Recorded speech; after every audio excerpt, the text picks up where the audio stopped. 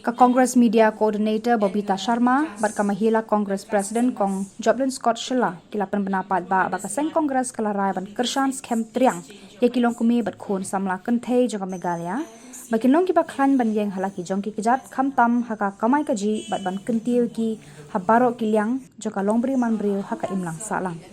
Kini nongialam bahakhmat joka seng Congress kila clay ka juban lak jong ka seng bah kini ki ban wan ka seng Congress kan khun ban poi syakathong ban yobat ya ka jingsen shar ban pendep ya kini ki jingkular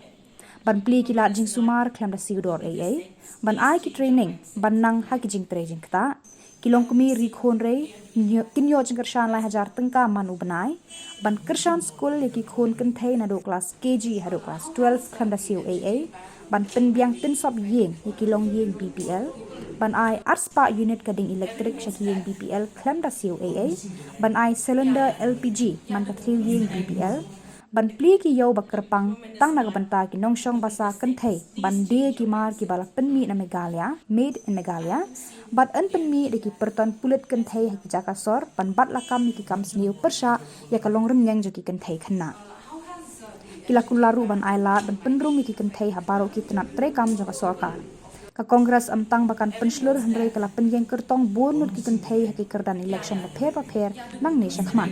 kini arngut ki kynthei kila benyau hadu kata ya ka jing penhiar kerdan joka seng NPP bar ka sorkar MDA ya ki Longkmie ka jela hakisan snem balala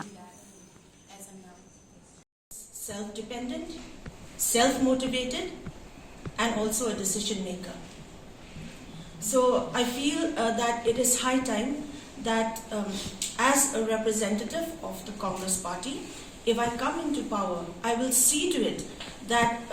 the woman becomes the most important person, not just in the family, but in the society and in the state at large. That is to empower them to be decision makers, to